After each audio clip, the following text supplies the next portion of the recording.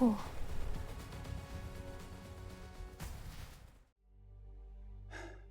That's right. This time, I'm taking everyone on a journey to explore one of the hardest problems in AI video generation, camera control. 小美，开工啦！来啦，来啦！ Whether you are a gamer, an editor, a photography enthusiast, or maybe you just happen to own a decent GPU, You mean something like this? she isn't real, and neither is the thing in her hand. If you are new to local AI video generation, you will probably run into this situation. You see a huge mess of nodes and connections. Then you quietly say to yourself, I am not a programmer. I am not an engineer. I am not even a tailor. And then you quietly close ComfyUI and never open it again. Trust me, I've been there too. So I build easy-to-use tools, both for others and for myself. I built this tool called Camera Lab. It is not meant to replace ComfyUI. It is basically a wrapper on top of ComfyUI. Under the hood, it is still workflows, nodes, and local models. But the interface is clearer, and testing is much more direct. In this episode, I am not focusing on image quality, character consistency, subtitles, or audio. This episode is focused on one thing. How do we make the camera move the way I tell it to? Let us open the interface. To make video generation easier, I simplified all the complicated input parameters into just 6 controls.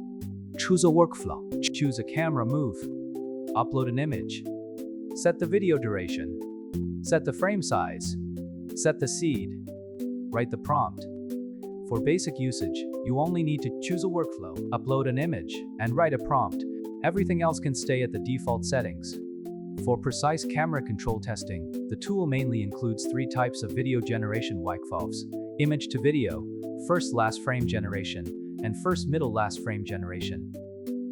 This test does not include LoRa training or LoRa usage, because I wanted to keep the barrier to entry low. Because I am not very familiar with camera movement myself, I learned the basics online and organized a full set of common standard camera moves. Dolly push in, dolly pull back, truck left, truck right, pedestal up, tilt up, pan right, roll clockwise, orbit right, and foreground pass. In practice, these professional camera terms are easy to mix up. So I embedded example videos directly into the tool. When you select any camera move, you can immediately see the corresponding motion path, which makes it much easier to compare and use. Now I will quickly show the camera move results from this test.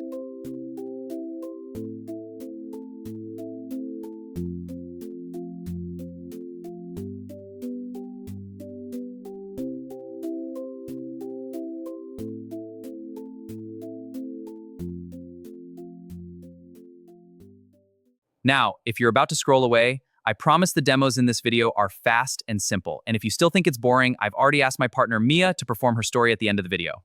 Stay until the end. First, let us try image to video.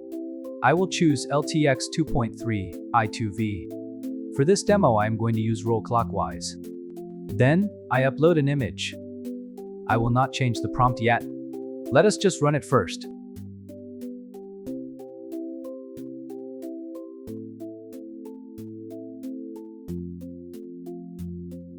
The result is not great. But since I have already had a good result from an earlier run, I can try reusing the same seed and see if that helps.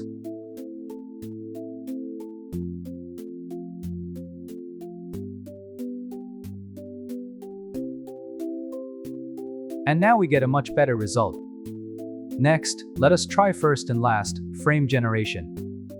Here I will choose the first last frame workflow.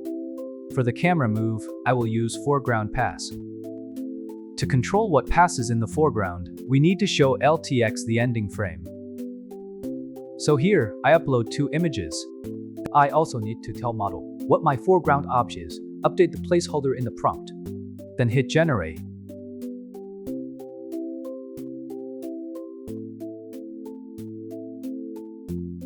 Finally, let us use the first middle last framework flow to create a 360-degree orbit around the subject.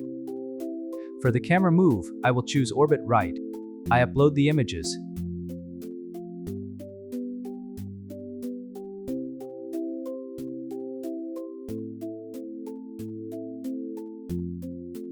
Then hit generate.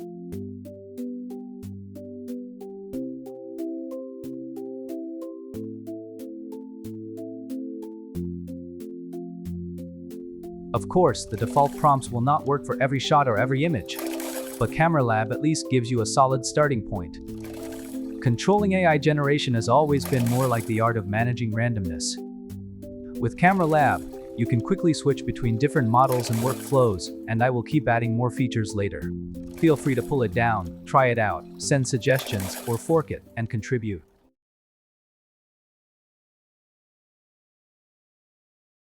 My name is Mia. I am an AI. If you notice the clock glitching, yeah, that happens sometimes. The model forgets small things, but that is okay.